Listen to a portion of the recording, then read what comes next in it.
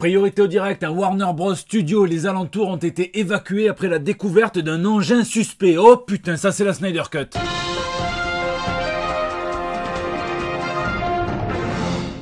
La police dit qu'il y avait tout plein de fils et 4 tuyaux noirs. Alors bon, c'est pas vraiment des tuyaux, mais moi aussi, je confonds tout le temps, hein, mais c'est bien ça, c'est forcément la Snyder Cut. Bon, ici, votre fidèle commis des comics, vous êtes dans l'émission qui fait le tour de l'actu de l'industrie du comic book et de ses dérivés. C'est le 223e JT Comics, et tout de suite, hein, sans plus attendre, on passe aux news de la semaine.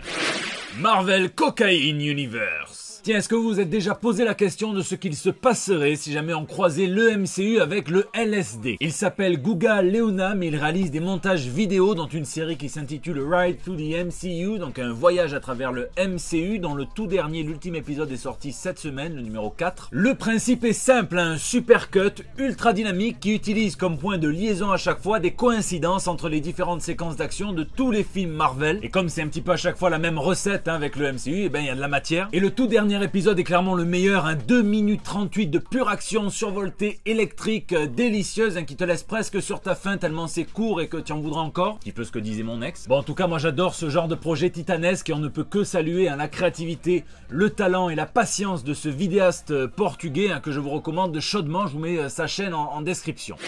Feu! C'était clairement la fin d'une ère avec l'arrêt de The Walking Dead ou de The Invincibles. Et bien sachez que c'est également le début d'une autre, puisque Robert Kirkman revient et qu'il va pouvoir nous attacher à toute une flopée de ces nouveaux personnages avant qu'ils ne les mutilent façon CRS et LBD, ou alors carrément avant qu'ils ne les tuent, puisqu'on sait qu'ils ne reculent devant rien. C'est donc la toute première nouvelle création de Kirkman post The Walking Dead. Ça s'appelle Firepower. La très bonne nouvelle, c'est que c'est Chris Samnee au dessin, et ça racontera l'histoire d'Owen, donc un occidental qui va aller en Chine dans un temple Shaolin où il va redécouvrir un art mystique dont il va se servir pour pouvoir sauver le monde. Oui, qui a dit Iron Fist là? Qui a dit Iron Fist? On pourrait aussi citer Dragon Ball Z, puisqu'il s'agira de réapprendre à envoyer des boules de feu avec les mains, et que sur la couverture le personnage a l'air très déçu de ne pas en avoir une plus grosse que Goku. Ça sort en mai prochain et les premières planches sont belles comme une retraite de ministre.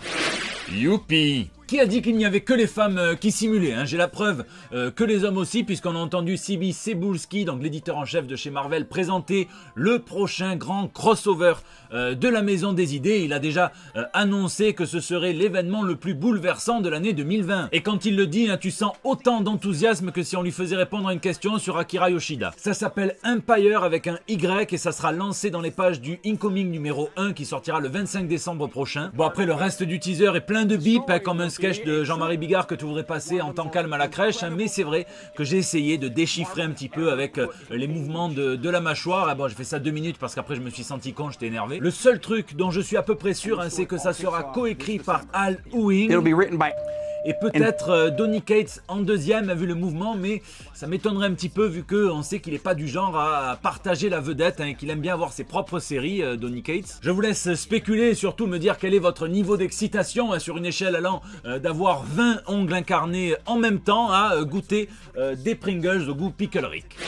Les gars, DC, un petit peu comme Marvel, DC a réalisé que les relaunchs au numéro 1, ça faisait vendre, mais que les gros numéros, les gros comptes ronds d'anniversaire, bien ça faisait vendre aussi. Du coup, exit le Flash et le Wonder Woman numéro 84 qui seront remplacés par les numéros 750, qui sont les numéros qu'on aura à peu près obtenus si on additionne tous les relaunchs ensemble. Et il semblerait même qu'on en ait un petit peu plus, le 751, 752 et peut-être même 753 pour prolonger le bonheur des 3 chiffres. Et tant qu'on est dans les cérémonies, j'aimerais en profiter pour célébrer cette couverture donc de Lee Wicks qui retranscrit parfaitement l'essence donc du personnage de Robin pour moi à l'occasion d'un numéro d'anniversaire de ses 80 ans, donc qui lui sera consacré. Pas tout à fait central, mais fondu dans le décor et toujours prêt à s'élancer aux côtés de Batman. Ils ont sorti le grand jeu, un petit peu comme Batman et Superman. On aura droit aux variantes cover des décennies, on aura droit à toute une flopée d'auteurs et d'artistes qui viendront raconter l'histoire d'un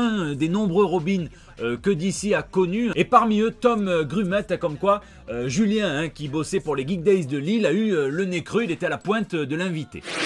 Rafale de news. Dans le reste de l'actu, un one-shot annoncé par Marvel qui s'intitule Outlawed, qui sera écrit par Eve Ewing et dessiné par Kim Jacinto et qui viendra tacler un sujet qui est très actuel, un sujet de société, les jeunes et l'engagement politique, super-héroïque, puisqu'on est dans les comics, puisque tous les super-héros adolescents seront peut-être déclarés hors la loi après un événement qui a foiré. En gros, c'est Civil War Kids. Et j'aime beaucoup le concept puisque ça vient aborder une réalité sociale et politique très concrète. À quelle place, quelle crédibilité nous, les vieux, nous accordons aux plus jeunes lorsqu'ils s'engagent comme on l'a peut-être jadis fait nous aussi. Jorge Jiménez débarque sur le titre principal de Batman. Alors vous savez, James Tynion de Force n'aura pas d'artiste attitré pendant ces 15 numéros qui serviront de passerelle entre le run de Tom King et potentiellement le run de John Ridley qui pourrait reprendre les rênes, mais ce ne sont que des rumeurs. Après Tony S. Daniel, et bien l'artiste qui a réalisé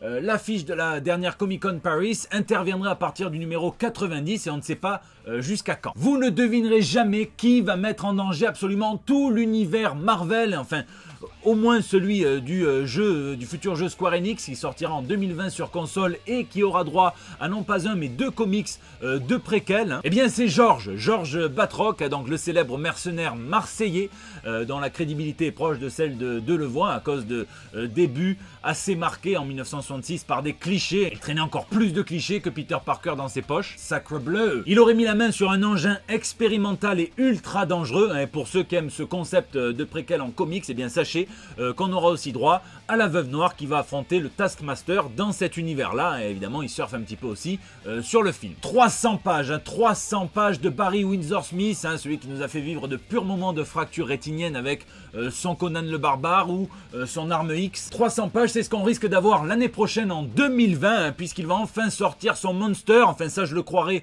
que quand je le verrai, puisque c'est un projet qui avait été pitché à Marvel en 1984, qui ne s'était pas fait, qui devait basculer chez Dark Horse, chez DC Vertigo, qui s'est jamais vraiment fait. Et on ne sait pas chez qui ça se ferait, mais en tout cas, on nous promet une sortie pour 2020 de cette histoire sur des expériences génétiques foireuses en Allemagne en 1944 qui vont impacter la vie de deux familles américaine, et donc en 1950 et en 1960. Kurt Busiek va devenir directeur de collection chez Marvel et il va nous offrir donc des tranches de vie des personnages Marvel dans des contextes assez inhabituels et originaux. Par exemple, il cite Kamala Khan avant qu'elle ne rencontre les 4 Fantastiques, c'est qu'un exemple. En revanche, ce que l'on sait, c'est que ça débutera par un récit sur Namor à l'époque de la Seconde Guerre mondiale par Brennert ainsi que Jerry Ordway. Mark Millar a dévoilé sa fameuse surprise de Noël, qui n'en sera pas une peut-être pour certains qu'il avait senti venir, c'est simplement la suite d'American Jesus, donc cet enfant de 12 ans qui découvre qu'il est la réincarnation de Jésus et démerde-toi un petit peu avec ça. Je l'avais relu à l'époque où j'étais allé interviewer Mark Millar et c'est vrai que bon, l'histoire me passe un petit peu au-dessus, mais par contre les dessins de Peter Gross me plaisent beaucoup. On sait qu'une adaptation de Netflix est en cours de production et on sait aussi que Mark Millar a toujours voulu faire de ce projet un triptyque de 3 fois 3 épisodes. Et bien ça sera le début du second cycle. Lisez, et en parlant de Mark Millar justement, j'ai lu sa toute dernière production, Prodigy, qui est édité en VO chez le Millar World, donc Image et Netflix, et en VF chez Panini. C'est l'histoire d'un gars qui est tout puissant. Il est tout puissant et voilà. Bon, j'ai pas aimé et j'aurais justement aimé avoir vos avis puisque je me demande si j'ai pas un petit peu loupé quelque chose. Je suis pas du tout un détracteur de Mark Millar en temps normal. Mais bon, c'est devenu presque un cliché de dire que tout bon héros repose avant tout sur la qualité de son antagoniste, de son vilain. Et là, en fait, on a juste affaire à un type qui écrase toutes les embûches avec une facilité et un rythme déconcertant à tel point que ça devient gonflant en fait. Je veux dire, même Batman, il a jamais été mieux redéfini qu'à chaque fois qu'on lui a trouvé un nouvel ennemi à sa hauteur. Je pense par exemple à Ra's al Ghul avec Neil Adams ou alors à Kevin Smith. Le point positif, c'est clairement les dessins de Rafael Albuquerque que j'aime beaucoup et surtout les couleurs. Ça s'accorde absolument bien avec les couleurs de Marcelo Maiolo, le coloriste brésilien qui est très en vogue en ce moment et que j'aime beaucoup aussi. En fait, au tout début du comics, le héros Edison Crane est mis au défi par un enfant pour réaliser une cascade quasi impossible en moto. Évidemment, lui va arriver les doigts dans le nez. Je pense qu'en fait, ce comics, il est surtout fait pour cet enfant-là qui veut absolument le mettre au défi et le voir gagner avec une facilité déconcertante. Bon, je vous laisse me dire ce que vous en avez pensé dans les commentaires. J'ai également relu Batman Sombre Reflet, donc donc 10 chapitres de Detective Comics pré-New 52 dans lesquels on voit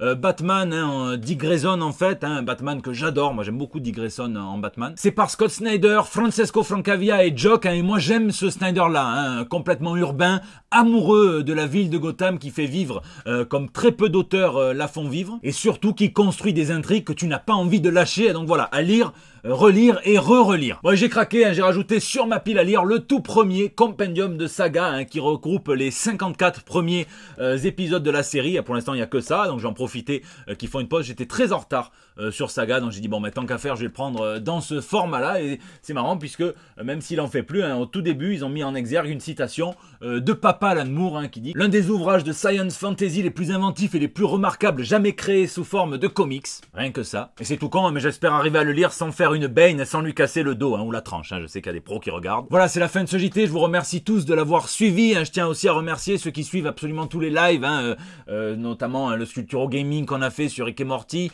la radio comique qu'on a fait sur la fameuse vente aux enchères de planches originales avec le million qui a été décroché pour Bernie Wrightson. On s'est régalé. Il y avait Yann Valeni, Bruno Bessadi. On analysait un petit peu les planches, enfin surtout eux. Merci à tous ceux qui s'abonnent. C'est en constante augmentation. Merci à vous qui partagez, qui mettez des pouces bleus, qui tweetez, retweetez, Facebookez, Instagrammez. Enfin voilà, merci à tous. N'hésitez pas d'ailleurs à réagir dans les commentaires sur YouTube, où je réponds à chacun d'entre vous, sur Facebook, sur Twitter, sur Instagram ou même sur Discord. C'est là aussi que vous pouvez me laisser vos petits messages pour votre bandeau, le bandeau libre du mardi. Je vous fais des bisous et je vous donne rendez-vous la semaine prochaine, le mercredi 25 décembre, sous votre sapin peut-être, pour des nouvelles toutes fraîches et un JT de Noël. Allez, maintenant je vais me barricader parce que moi j'ai peur de ces hordes de sauvages qui défilent en hurlant. Les grévistes? Ah non, rien à voir. Non, je parle des fans de Star Wars qui discutent de la nouvelle trilogie. Oui.